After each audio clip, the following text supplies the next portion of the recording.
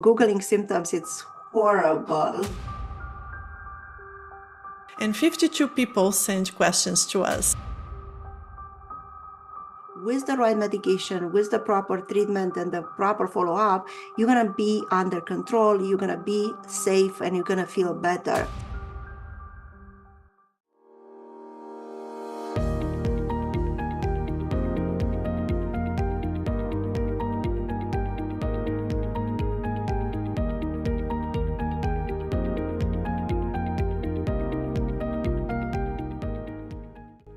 Is there a cure for arthritis?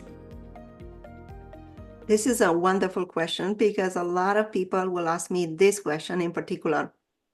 Arthritis is a general term that defines more than 100 types of arthritis. And because there are different types of arthritis, from wear and tear to inflammatory arthritis like gout and pseudo-gout, or autoimmune types of arthritis like rheumatoid arthritis or psoriatic arthritis, we cannot talk about a cure of arthritis. But all of these diseases, they have treatments, and with the appropriate treatment, those diseases can be very well managed. Have you ever witnessed any remission with your patients? And if so, what would be a way to achieve this? It depends on the type of arthritis. If we talk about rheumatoid arthritis or psoriatic arthritis or even lupus, yes, I have seen many people getting into remission. But what remission means, it means that with the right treatment, with the right monitoring, and with direct communication with the doctor, people are transitioning to no disease activity. I mean, no symptoms. Their markers of inflammation can be normal. So that's what we call remission. Remission is not cure. Remission, it doesn't mean that your disease will disappear completely. You can also lower the dose of medications and you can still stay in remission, but all depends on the type of patient and whatever other unique approach you have for your patients. Can autoimmune diseases go into permanent remission? So if people are referring to permanent remission, meaning that it's a cure for autoimmune diseases, permanent remission is not possible. Remission can be achieved, as I said, when you have no symptoms, when your markers of inflammation are normal, many other organs are not affected, and when you are on treatment, even minimal doses. But if you are on some treatment and you have no disease activity, that's what we call remission. What is the most difficult part about managing rheumatoid arthritis for patients and for you, for the treating physician? I will tell you from my experience what is my most difficult part. So, to make them understand that, yes, they do have an autoimmune disease, but that autoimmune disease is not the end of the world. Sometimes when they hear about the diagnosis, it's very, very stressful. But what I tell them is that look at rheumatoid arthritis, for example, as you would have diabetes or high blood pressure. With the right medication, with the proper treatment and the proper follow-up, you're going to be under control, you're going to be safe, and you're going to feel better. So understanding where you are in the disease process and the complications if you don't do anything, because there are patients that they don't want to do anything. And here there are multiple layers that you have to kind of peel out. First is where the fear comes from. And the fears most of the time comes from unknown. First, unknown. And second, from the bad experience that others have. And here, social media plays a huge role because there are all these, I would call them toxic support groups, where people come in and they say everything that goes wrong with them. And then if you take that experience on yourself and you feel like, oh my God, if they had so much side effects, I'm going to have that. So that's another barrier that for me as the physician is very hard to overcome. And then Googling symptoms, Googling symptoms, it's horrible because you're gonna feel like in 5 years you're gonna die, or in 5 weeks you're gonna die. So that's not really good. I see a lot of people that are hating doctors, or they hate pharmaceutical companies, where they think there is a connection, a dirty kind of connection between us as doctors and pharmaceutical companies. But the reality is that on one hand, we help you to diagnose and treat you, And on the other side of the spectrum, they also help you with all this research that was done by very intelligent people, many of them doctors or with doctorate degrees, that will help you get your disease better. And what had happened, especially in my world, or in autoimmune diseases world, without that help, the research help, it was not possible to have the treatments that we have today. So I want people to understand that there is not a dirty shake hand between us, and we are there to help them. Dr. Girnita, can you please explain the differences between osteoarthritis and rheumatoid arthritis? There are many types of arthritis, and rheumatoid arthritis and osteoarthritis are just a few of the 100 types of arthritis. The difference is big. Osteoarthritis is a wear and tear arthritis in most cases, and it's usually an arthritis that comes with age, with overuse, and in people that had multiple episodes of trauma, that they were professional athletes. On the other hand, on the other spectrum, we have rheumatoid arthritis that usually starts at a young age. It can happen to start around menopause for many females, but usually at a younger age, between the age of 20 and 30. The difference is also in what kind of joints are affected, because osteoarthritis will affect joints under a lot of stress, like the thumb for females, or the knees, or the hips, while rheumatoid arthritis affects multiple other joints that otherwise they are not affected by arthritis. So will be the small joints of your hands, and it's both sides at the same time, both hands, both knees, both ankles, or both feet at the same time. And what is also very specific is that rheumatoid arthritis starts with a lot of stiffness that happens in the morning. And as the day goes by, that stiffness goes away and you feel better. While osteoarthritis, you feel a little bit of stiffness in the morning, but then as the day goes by, if you overuse your joints, you're going to feel much worse. What is the difference between osteoarthritis and psoriatic arthropathy in terms of symptoms and diagnosis? Because we just explained the osteoarthritis, now we're going to concentrate on psoriatic arthritis. So in many people that have psoriasis for many years, usually after 10, 15 years of dealing with the skin disease, about 25% of patients will develop what we call psoriatic arthritis.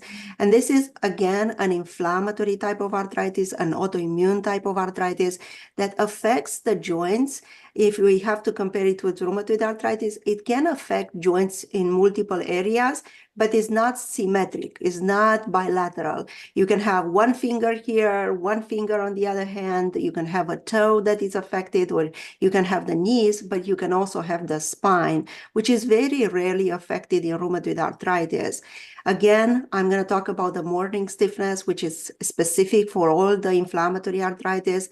Morning stiffness lasts more than 1 hour. What is also specific for psoriatic arthritis is that it gives you a lot of tendinitis of the elbows, tendinitis of the Achilles tendon, plantar fasciitis, but also swelling of one finger at a time, swelling on one toe at a time, or inflammation in the eyes. Are there any genetic factors that may increase the risk of developing rheumatoid disease?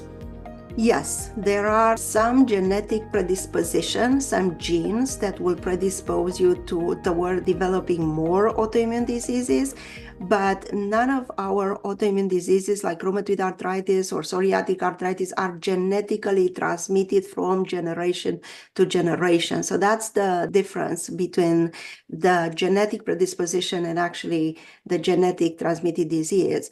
For example, if you have someone in your family, like your mom, your sister, with rheumatoid arthritis, then there is a risk for you 3 times more to develop rheumatoid arthritis. And the same for other diseases. For example, ankylosing spondylitis. If you have a gene that we call HLA-B27, you are predisposed, but not necessarily you're going to do the disease. Do we test for these genes? No, because it doesn't going to change the way that we diagnose people or we treat people with these diseases. But would it be possible for a person to have the diagnosis of ankylosing spondylitis and does not have the gene? Yes, yes. There are patients that they have ankylosing spondylitis and they don't have HLA-B27 positive. There are multiple other criteria that we use to diagnose people with ankylosing spondylitis, and HLA-B27 is just one, but it doesn't mean that if you don't have that positive, you are not going to have the diagnosis. Is it common to be diagnosed with Sjogren's syndrome based on symptoms alone when the tests are negative? Yes, this is actually a video in my channel about Sjogren that has 800K views. Sjogren is a very complex disease and unfortunately is not very well understood even by physicians. So when we think about Sjogren, first and the most important thing are the symptoms, the dry eyes, dry mouth, cavities, and many other symptoms that are neurological, but also other symptoms that can affect other organs. We do run blood work like the tests like ANA, rheumatoid factor, SSA, SSB antibodies, and most physicians will recognize Sjogren if you have those positive. But actually, we make a diagnosis based on the symptoms, on quantifying how dry are the eyes, how dry is the mouth. And then what is important, but also not helpful all the time, is the salivary gland biopsy. So if we get the salivary gland biopsy, and if there is a specific score that we found there, that plus your symptoms makes the diagnosis. What causes this Sjogren's syndrome? Do we know? We don't know. Unfortunately, it's still under research and it's under the umbrella of autoimmune diseases. We think maybe viruses are precipitating this proliferation of our B cells that leads to Sjogren's syndrome, but we still don't know, or we still don't have a lot of options for patients with Sjogren, unfortunately. Can cartilage destroyed by arthritis be regrown or replaced by anything more effective than the gel shots? I think this is debatable, and it depends who are you going to ask. If you ask me as a rheumatologist, I'm going to tell you that it depends on the type of arthritis that you have, and then second, it depends on how severe the arthritis it is. Because as you probably know, cartilages, they don't have a blood supply, so they have limited ability to repair itself. But when the cartilage is at the beginning, let's say in the beginning after a small trauma, probably, and the data that we have, and it's coming now, is that regenerative medicine with plasma or platelet-rich plasma therapy or stem cells, it appears to be beneficial in patients with early signs of osteoarthritis. But for moderate to severe osteoarthritis, I think the options are limited. We can try the shots, we can try the steroids, and eventually joint replacements are the solution. Is ankylosing spondylitis fully curable? What kind of lifestyle and medicine should a person follow if they have ankylosing spondylitis? So ankylosing spondylitis, like rheumatoid arthritis, psoriatic arthritis, are all autoimmune diseases, and ankylosing spondylitis focus on the spine, but there could be other joints, peripheral joints affected, and it's very well managed with medication. It cannot be cured, but it can be managed with medication. Unlike 20 years ago or 30 years ago, we have so many options because we started to understand our immune system, and we created certain targeted therapies for certain molecules that produce inflammation. I'm not going to go into details because there is so much to tell you, but when I talk to my patients, I always tell them, and I know that you are a big proponent of exercise, I always tell them, if you pair your medication with lifestyle modifications, your outcome will be 10 times better than someone that doesn't do any lifestyle modification.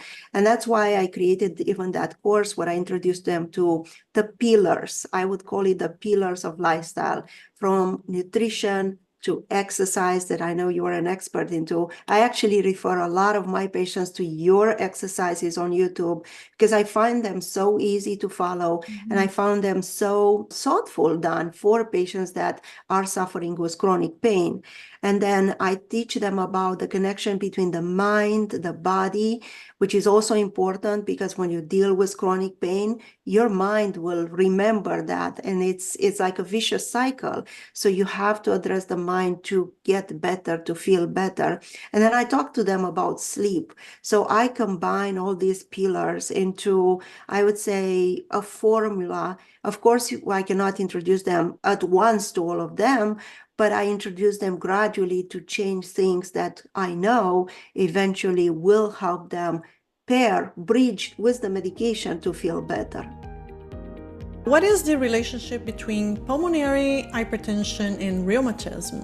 So pulmonary hypertension is one of the most complicated situations in a patient with autoimmune diseases. And there are some autoimmune diseases like lupus, mixed connective tissue disease, and especially scleroderma or systemic sclerosis. There are some forms of systemic sclerosis, like the limited form, that will cause pulmonary hypertension. And many patients that do not know that this is a complication or a possible complication, even if they have shortness of breath or severe fatigue, they don't go to be evaluated for that. I always educate my patients about possible complications because I want them to be aware. And if they start having shortness of breath or severe fatigue, I ask them to come back to be evaluated.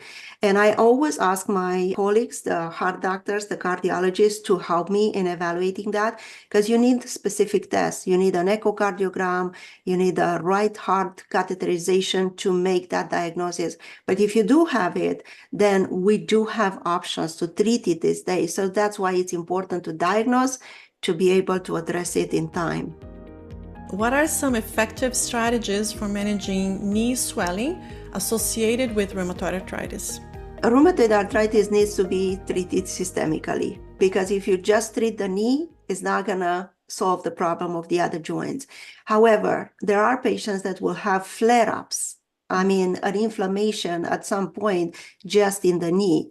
And for that situation, I do like to do a very targeted approach, like a steroid injection, because if you do the steroid injection, it's not like you give steroids by mouth, which will complicate the situation. Many patients will have diabetes, hypertension, and giving a high dose of steroids will complicate their diabetes. It's going to cause high blood pressure and other side effects. So if you do a more targeted therapy, then the chances are they will recover sooner and better. So why cracking sounds come from the knee joint of a healthy person? All right, so if we are talking about healthy persons, a lot of them will have cracking of the knees. So those sounds that you have, the popping, the cracking, that are not associated with pain, you just hear them. You don't have pain, you don't have swelling, but you just hear those sounds, is because the cartilage probably in your joints is not very even. So when you squat or when you stand, those sounds can come from the gliding of the cartilage on each other. But once again, if you don't have other symptoms, you should not be concerned about that as being something pathological or something related to a disease. Now, if a person has a disease and they feel cracking, should they be worried?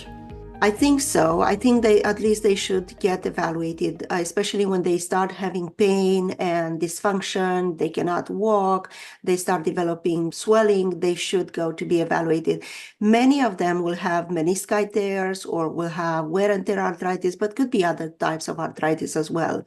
I have actually seen a patient with rheumatoid arthritis, and when she came to see me, first, she came in a wheelchair, and it was very hard to put her on the examining table. And when I put her there and I tried to assess her knees, you cannot believe what sounds were there. It was incredible. I've never heard something like that. But in a couple of months with the treatment, she did very, very well. What can we eat or drink to help with lupus? So lupus is another type of autoimmune disease, a little bit more complex than the others, because lupus, unlike rheumatoid arthritis or psoriatic arthritis, it doesn't affect only the joints, not that the others don't affect other organs, but lupus, when it starts, usually comes with other symptoms like rashes, hair loss, sores in the mouth, a lot of lymph nodes. And what is specific for lupus, it can affect organs, like the kidneys can be failing very soon, the heart can be affected, the lungs can be affected. So lupus can come as a storm, as an autoimmune storm. And that's why it's important to have the diagnosis first, treat it appropriately, and stay in contact all the time with a rheumatologist, because we know how to deal with these things. And once the disease is controlled, I mean, you are not under the risk to lose your kidneys or, your heart to be affected, then you can talk about how to change things for nutrition.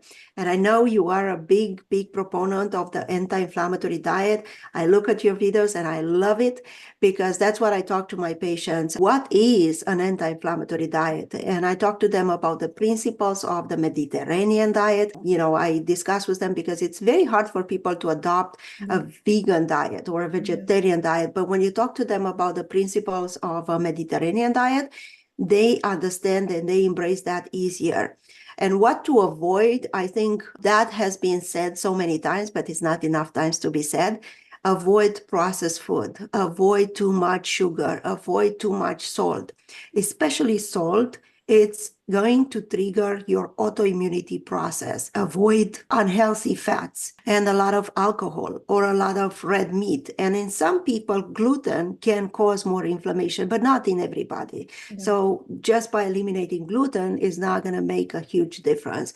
But it's important to understand what we eliminate, but it's also important to put back the things that are causing less inflammation that you talk about, I talk about, a lot of whole foods, whole grains, a lot of fibers, because fibers will modify the way that our gut bacteria work, and they will produce some metabolites, the short chain fatty acids, which will decrease eventually inflammation. And if people are interested, I can talk a little bit about the supplements that were found to be beneficial in lupus. A lot of people are interested to know what is the scientific evidence behind certain supplements. And when we talk about lupus, there are certain supplements, and one of them is N-acetylcysteine.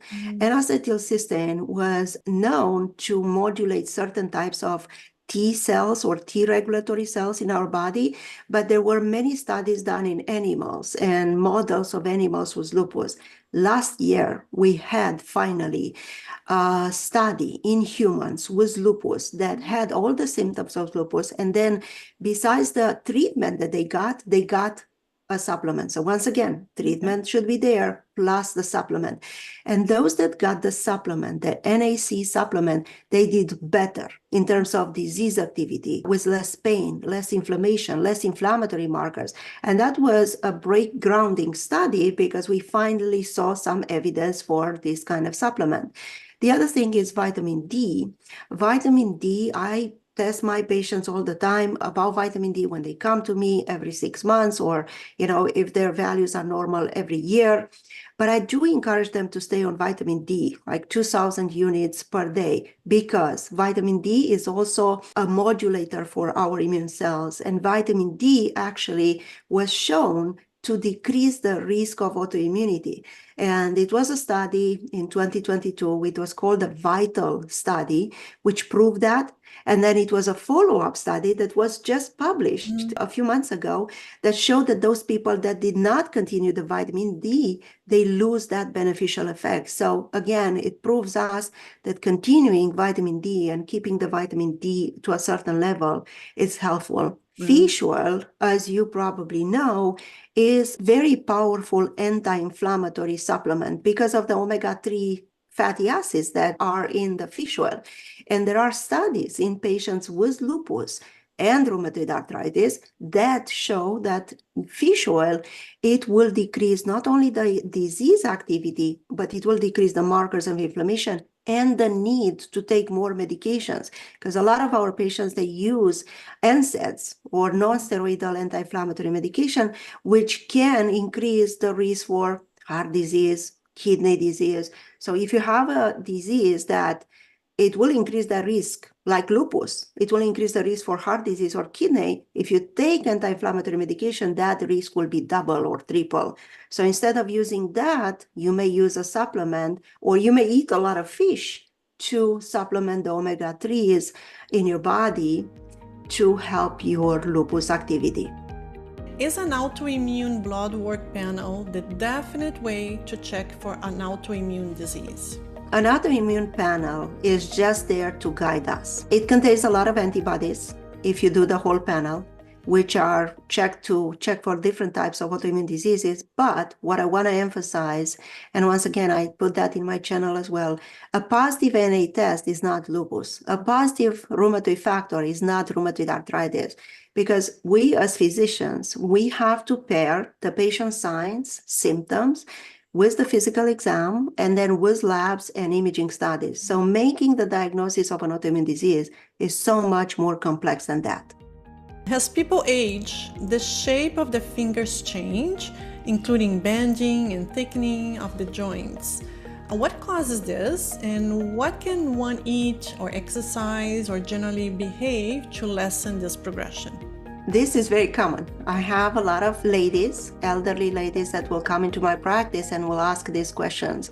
So we don't really know why is this happening to begin with.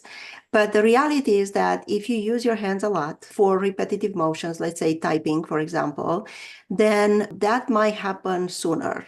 If you have that in your family, like your grandma or your mother, with changes in their hands, you might develop that as well. There is a genetic component there, but we really don't know what exactly is causing the changes. There are some studies that they look back and they say maybe there is a little bit of inflammation happening in the joints and that will cause the shifting in time. But even that, we still don't know what is the truth back there. What to eat, we talked about what we eat healthy. That will apply to everybody. But to exercise, I think you are the expert here. I love the exercises of your hands, especially for people with osteoarthritis or rheumatoid arthritis, because as you say all the time, motion is lotion. So they should continue to exercise. And water, drink a lot of water. Apparently, if you keep your body hydrated, that stiffness, especially in the joints as we age, it's gonna be less bothersome. What kind of exercise is good for a person with osteoporosis and spinal stenosis? I will tell you what I tell my patients with osteoporosis when they come to me and I see that they have severe osteoporosis, or, in the first stage of osteoporosis, if I could say so, or the numbers are not terrible, then I do recommend them to exercise. And I recommend them weight exercises. They could start with 2 to 3 pounds each hand. I also recommend them to go do aquatics, like exercising in the water, because I feel like the water will take a lot of pressure off your body and you're not at risk for falling. For example, if you start running or if you start dancing, you can do certain moves, twisting. For example, twisting is bad for you, that can actually increase your risk of falling and risk for fracture. But if you walk, if you go to a pool, if you do these weight exercises, I think that could be safer. Can tendons and ligaments become weaker after menopause and can cause pain and weakness in the upper limbs? Through menopause, in the body, in the female body, there are a lot of changes. And one of them is the decrease in estrogen. So the decrease in estrogen, which helps our collagen to repair, it's actually the cause for our tendons to become weaker. So the collagen production decreases and the collagen quality decreases because of the lack of estrogen. And because of that, that will impact the tendons and they will lose that elasticity and they will become more stiffer. So that's why a lot of females will complain about being stiff in the morning when they approach menopause and during menopause and after. So yes, there is a connection there. Is rheumatoid arthritis hereditary? So we answered partially this question, and we said that there has to be a genetic predisposition to develop rheumatoid arthritis. It's not transmitted from generation to generation, but if your mom had it, then your risk to develop it is 3 times more than the general population. But on this territory, I would say if you have certain risk factors, and again, if you are a female compared to a man, the risk is higher. If you encounter in your life certain viruses like CMV or EPV, the risk is higher than smoking. I tell all my patients to quit smoking, even secondary type of smoking, like exposure to smoking, that will increase the risk for you, for your kids, and for the people that are around you. obesity too.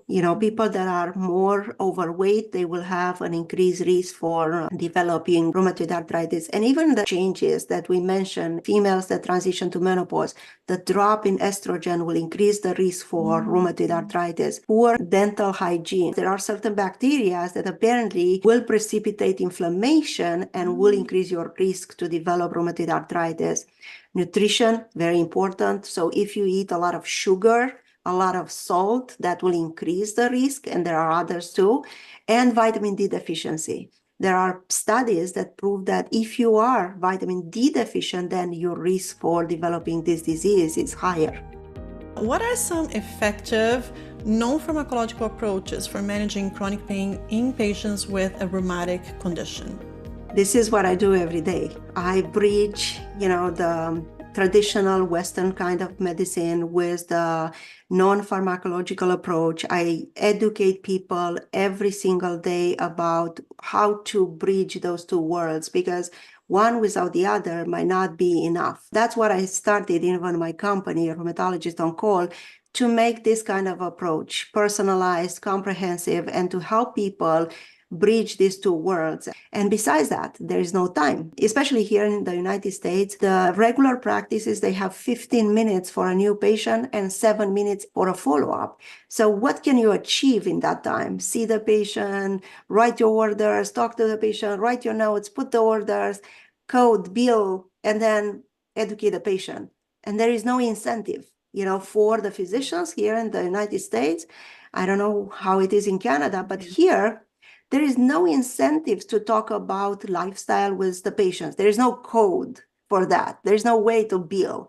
So you don't have the time, you don't have the knowledge, or if you have the knowledge, you have to prioritize what are you doing in your practice.